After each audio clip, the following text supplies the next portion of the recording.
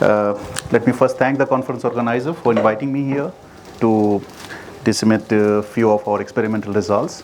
So we are a group working in Indore, UGC DAE Consortium for Scientific Research, and it's a UGC-funded research institute which caters mega DAE facilities to the university users. And in addition to that, we have a lot of or variety of experimental techniques that can also be accessed. So if you're interested, please drop us an email, or you are also welcome to visit Indore for any kind of experiment you want to do or any potential collaboration you would like to have. So our group mainly focuses the studies on electronic structure of two-dimensional or low-dimensional materials. And the group comprises these 4 PhD students. And then we are mostly interested in electronic structure of low-dimensional quantum materials. And here I'm going to talk about a new or sort of novel quantum material, which is mixed chalcogenide. I'll explain what it is. And then I'll also discuss about the interplay of disorder, charge order, and magnetic or electronic correlation in these compounds.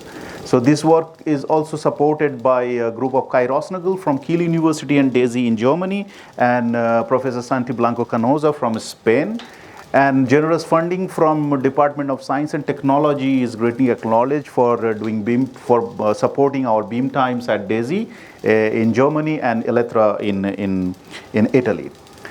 So, okay, so the outline of my talk would be the following. First of all, I'll briefly explain what TMDCs are and what are the polytypes that are available, and then sort of background and motivation.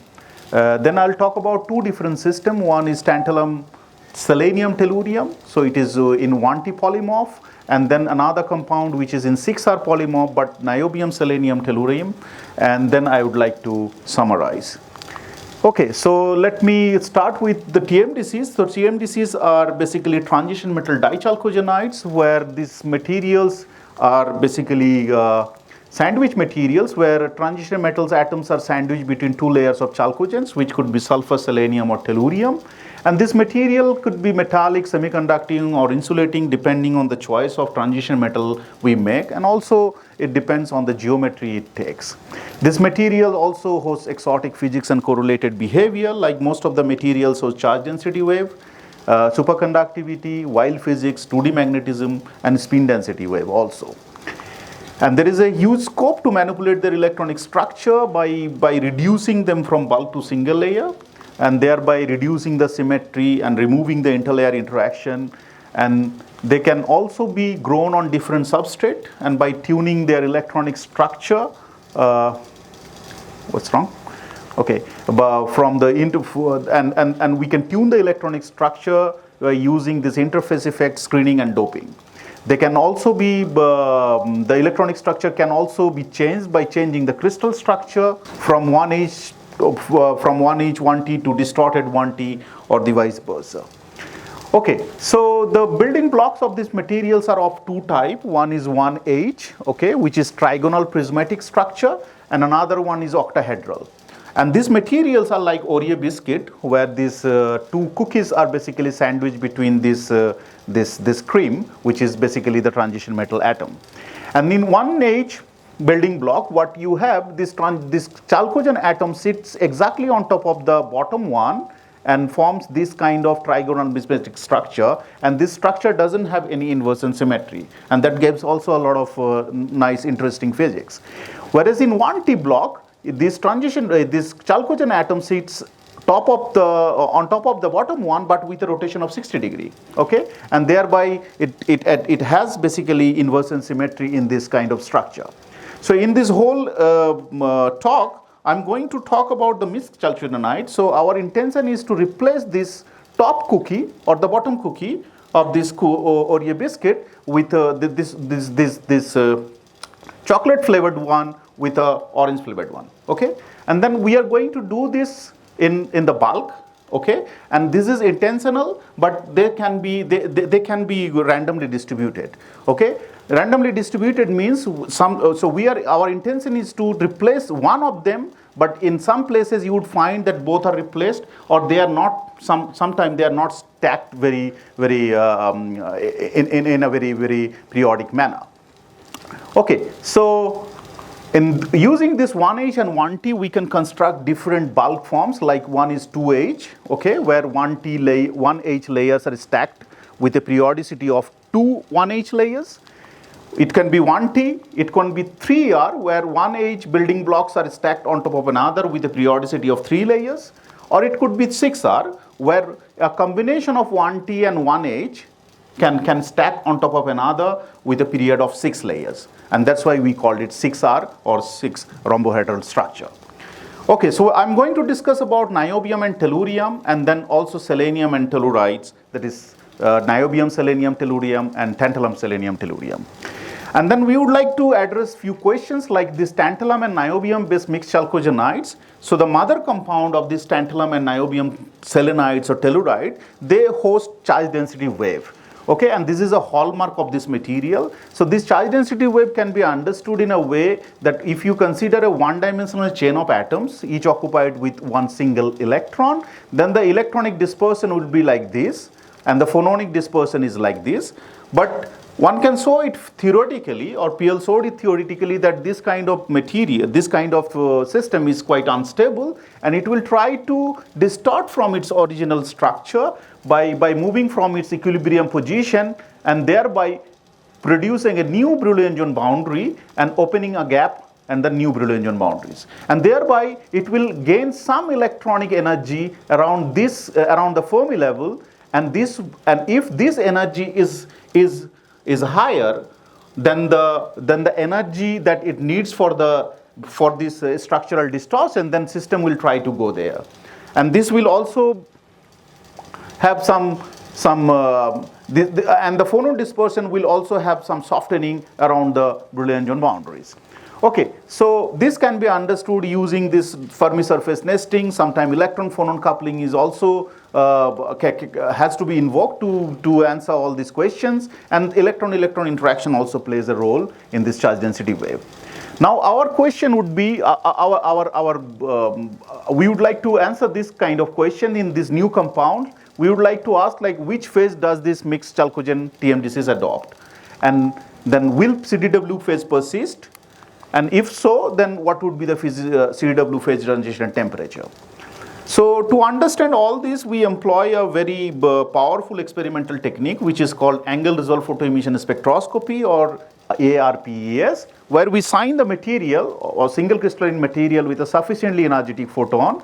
The electron comes out, and by analyzing the kinetic energy of this electron, we can find out the binding energy of the electron inside the solid using this energy conservation equation. And you can see this is using this state-of-the-art detector, the emission angle of the electron can be mapped on different part of the detector, which can be basically used to calculate the parallel component of the momentum, which is K parallel. So in a single shot, what we get is kinetic energy versus emission angle, and that can be converted into binding energy versus K parallel, and that is nothing but the band structure of that solid surface. And then how do we grow them? We grow this single crystalline bulk material using chemical vapor transport method, using like stoichiometric piston material, and under this tube furnace for few days up to few weeks, and we get this kind of crystal which can be mounted on a sample holder using some conductive glue, and then we put another metal rod on top which we cleave inside vacuum to get a very fresh surface to do photoemission measurements. So now let me start with these two scientific cases. The first one is tantalum, selenium, tellurium. This tantalum can have many different chalcogenides, starting from tantalum sulfide, selenide, and telluride. So tantalum sulfide is a very well celebrated or canonical CDW material, where it shows root 13 by root 13 charge density wave, where it has 13 atom cluster of Star of David, where the central atom is fixed and the outer 6 atom and the most the next 6 atom move towards the innermost atom, and thereby they transfer some electron to the inner one, and thereby the outer 6 electron will have less charge than the inner ones. Okay, and this gives a strong indication in the surface diffraction pattern or low energy electron diffraction pattern, where you see this is the 1 by 1 Bragg spots, and these are the root 13 by root 13 rotated 13.9 degrees spots. And they, because of this charge disproportion, you will have strong indication in the XPS core level spectra also. So the tantalum 4F peak, the spin doublet is basically splitted further because of this charge density wave formation. So this separation between these two peaks can also be act as a order parameter or a spectroscopic order parameter of this material. And if you plot this gap as a function of temperature, that will mimic the resistivity of the material. This is basically, this you can see here. The black one is basically the resistivity, and the red one is the charge density wave gap extracted from the XPS core level. Similar thing can also happen in selenide. They also form root 13 by root 13 with this kind of behavior, but the resistivity behavior is pretty different than tantalum disulfide. Whereas in tantalum telluride, it forms distorted 1T structure, and it forms 3 by 3 charge density wave, and the resistivity shows a jump here which is related to charge density wave phase transformation at around 170 Kelvin. Now our question is to what will happen if we replace 50% selenium with tellurium in tantalum selenide structure. Okay, so this is what happens. So this has been already kind of the group from USA, RJ Kava's group, they have already prepared all different set of concentration of this material, and what they found that up to 0.4% 0.4 of X, this takes form of 2H or 3R, but if it is more than 0.8, then it takes 1T structure. And the resistivity shows somewhere like semiconducting kind of behavior. And so this is the phase diagram of this material. So we have also grown this material using CVT, and what we found that the ratio of these atoms is almost around 1:1:1. And the structural characterization from in-plane, outer plane XRD shows that a strong 002 set of planes, which shows that it is preferred orientation is along the C-axis. And this is the powder diffraction, which shows that, okay, it takes 1T phase with a lattice parameter of 3.6 and 6.63. And the Raman also shows signature of this E2G and E1G, which are the frequency of these modes a little higher than that of tantalum diselenide, which is quite the frequencies of this E1G and E2G a little bit smaller than that of tantalum diselenide, because we are introducing tellurium, which is heavier, and the frequency will be bit lower. And this is the CDW, this is the lead pattern at room temperature, where you can see these are the 1 by 1 these are 1 by 1 spots, and around each 1 by 1 spot there are some CDW spots around it. Okay, these are root 13 by root 13 CDW spots, but with a rotation of 0 degree.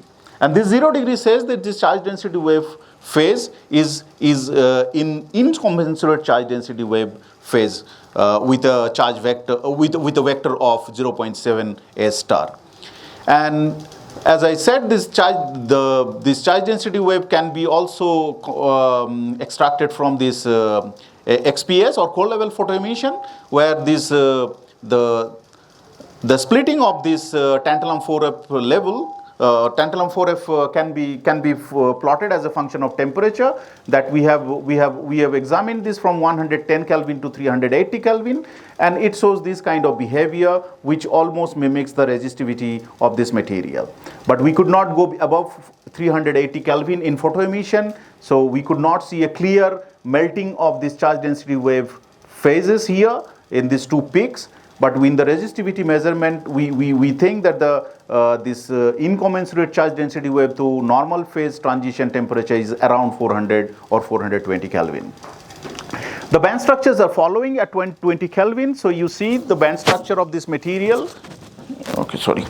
Band structure of this material was carried out at Electra in a synchrotron with using a photon energy of 70 electron volt at a temperature of 20 Kelvin, and it shows these strong features which are coming from tantalum 5D bands and some selenium 4P and tellurium 5P bands. These are downward dispersing band. But here, if you look carefully, then you see this bands is not continuous, but it opens up a gap somewhere, and this is because of the folding of the bands in the new Broglie boundaries with root 13 by root 13. And there is no gap opening near the Fermi level. Okay, so there is no indication of Mott gap opening, which is visible in its parent compound, tantalum diselenite. And along gamma K, we do not see any clear signature of this kind of band folding or gap opening. And this is the Fermi surface. If you see this experimental Fermi surface, they have this kind of elliptical features, which is a signature of 1T phase of this material. And they are connected with this kind of these parallel sections, which is basically the charge density wave vector.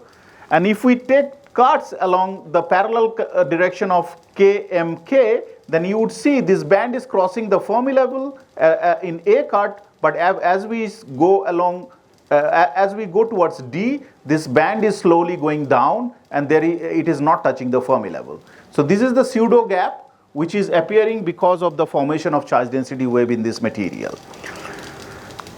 Okay, and if we take line cut, then you would see that, okay, there is some intensity here along this. So this is not a very hard gap. It is basically a kind of a pseudo gap, and there is some intensity that persists, and which can be explained, or which we explain that because of the disorder, there are some in-gap state which is giving its superconducting behavior. So in the first part, I would like to say this, when we grow this tantalum, selenium, tellurium, it takes 1T form, and there is a persistence of inhomogeneous CDW phase at room temperature. And then despite of this strong disorder in the system, there are sharp bands visible in this material, and there are band folding along gamma M direction due to charge density wave. And this shows semiconducting like behavior, and there is no Mott transition. Now let me come to NBSCTE. Okay, in NBSCTE, these are the parent compound. The parent compound is 2H-NBSE2, and it is very well known for as a layered material with which has charge density wave as well as a superconducting transition temperature at 7.3 Kelvin and CW transition at around 33 Kelvin. And this has been already explained that, okay, in the charge density of wave in this kind of material is because of the momentum dependent electron phonon coupling that basically drives the charge density wave phase in this material. So in this material, there is a competition on cooperation at the same time. That means the charge density wave and superconductivity coexist in this material. And so not a simple nesting instability can explain this. Strongly momentum dependent electron phonon coupling explains the charge density wave behavior in this material. Niobium telluride, on the other hand, this forms 3/1 charge density wave at room temperature, and this gives this kind of Fermi surfaces, experimental Fermi surface. So we have grown this material for 14 days inside furnace, and then we got this kind of lead TEM pattern, so the high resolution TEM pattern. So if you zoom in, then you will see this materials, this has 6 layers, a unit cell of 6 layers. And here, so these layers are from 1H structure and these are from 1T structure. Okay, so there is this self stacking of 1T and 1H, and that forms a unit cell with 6 layers. So it's a 6R structure with an in-plane lattice parameter of 3.5 and out of plane around 40 or 39 angstrom. And this selenium and tellurium are kind of randomly distributed, and that discards the genus type coherent growth.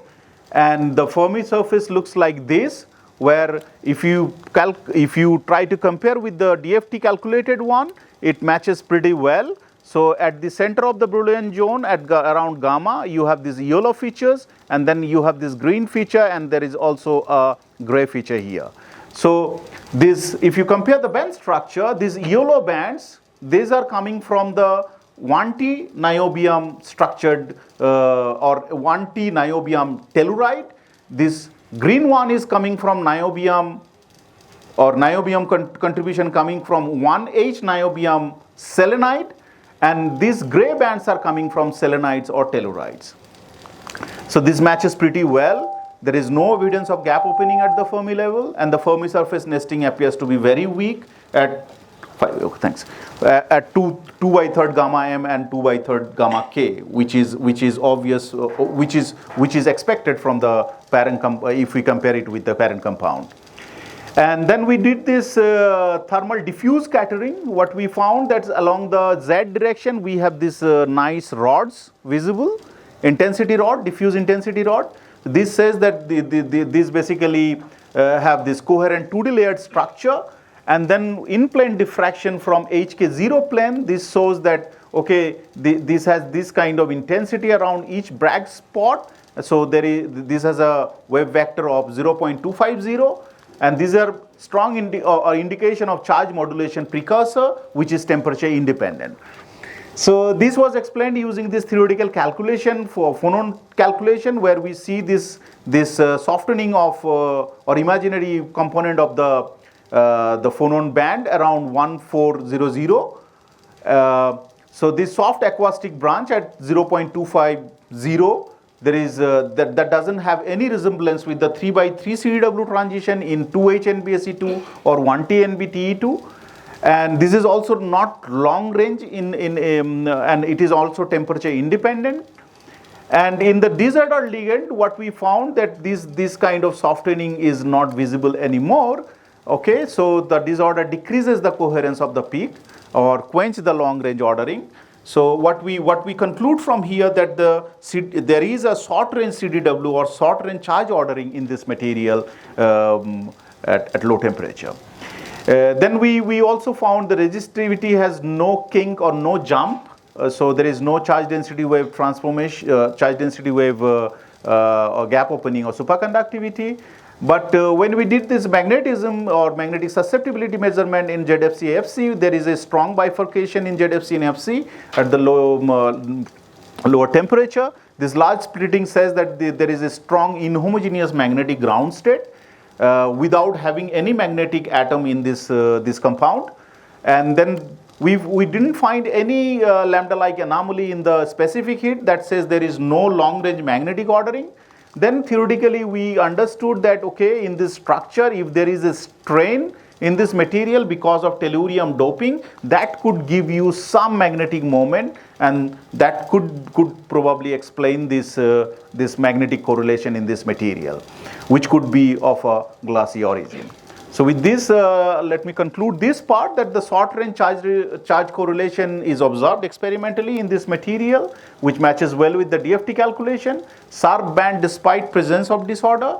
So there is no CDW or no MOT gap opening, and there are strong signature of 1H NBSE2 and 1T NBTE2 bands, and there is magnetic correlation present due to disorder. So let me summarize. So in the first part I said that, okay, 1T TASE retains in robust incommensurate charge density wave phase down to low temperature, and there is a pseudo gap opening due to Fermi surface nesting and semiconducting like behavior, likely linked to disorder induced scattering and in gap states.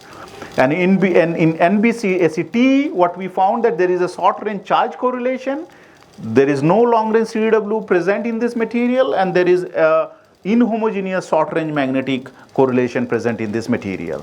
So in a nutshell, what we could say that this illustrates how ligand disorder, which is selenium or tellurium, can both suppress and preserve charge order, tune competing ground states, and create fertile condition for unconventional electronic behavior in these layered chalcogenides. So with this, I would like to thank for your kind attention.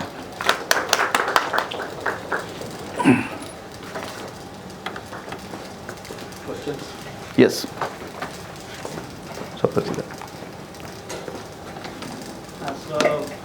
My question is, to form a charge density wave, we need a electron-electron interactions probably, right? Or what is the origin?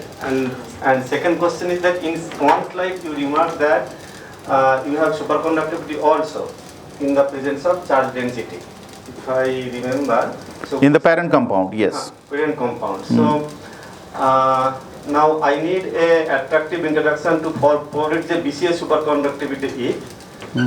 And then this electron phonon interaction will give me some attractive interaction. So there is a competition. If there is a competition between these two, electron-electron repulsion and the phonon-mediated electron-electron attraction, whether it has any effect on TC. whether that TC is below normal BCA superconductor or TC is what is if you have any information. Okay, so to answer your first question, you asked about whether electron-electron interaction is responsible for CDW formation or not. The answer will be partially yes. Okay, in some material, electron-electron interaction plays a big role in transforming to a charge density wave. But in most of the material, it is the electron-phonon interaction. Okay, so electron-phonon interaction or electron-phonon the coupling strength has to be strong. Then you asked about niobium diselenide, 2H niobium diselenide. Their charge density wave and superconductivity coexist. Okay, and so the thing is, if charge density wave exists, okay, then superconductivity will be suppressed. So they are competing with each other. But this is a classic example of this layered material where these two phases coexist. So yes, to answer your question, if I don't have CDW, then my TC of superconductivity will go towards the higher temperature. Yes. A ninth question. Yeah, please. How different is the 6R polymorph from the 4HB polymorph? Yes, it is different. In 6R, the unit cell consists of 6 layers. Okay, in 4HBHAAC, whatever you say, it has 4 layers. So the sliding or the tellurium or chalcogen atoms, if you just compare the chalcogen layer of the bottom layer and top layer, they are basically shifted by few amount. Okay, in 6R, your unit cell consists of 1H and 1T, and with some sliding along the in-plane axis. In H, I think it is again 1H and 1T, but the sliding fraction will be different. Yes. So I'm curious for yes. Generally for this tellurium-based chalcogenides, the spin orbit coupling are significant, if I'm not completely incorrect. And so I'm curious to know if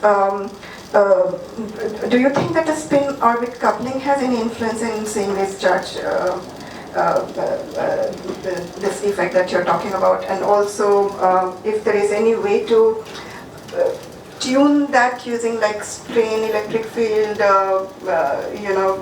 reduced dimensionality, and if ARPIS is a good tool to kind of resolve that in some sense. Yes, definitely. Reduced dimensionality, of course, plays a big role. So if you go to 3-dimensional material, you won't find any charge density wave, let's say. So whatever, in 2-dimensional material also, we try to explain charge density wave by taking consideration of the 1-dimensional model. So in 2-dimension also, you can think of 3 or 6 or 3 basically channels or 1-dimensional channels, and then you try to explain using Fermi surface nesting and things like that. So reduced dimensionality, of course, will give you enhanced DW or enhanced electronic correlation. And what was your other question? If that's like that is one contender, and like is it affecting the charge density wave emergence or not at all? Because for this tellurium-based materials, I think that's significant. I think it will affect, but I don't have a very good example for that. Okay. Yeah, but I can answer you later. Yes. So let us Yes. thank the speaker again.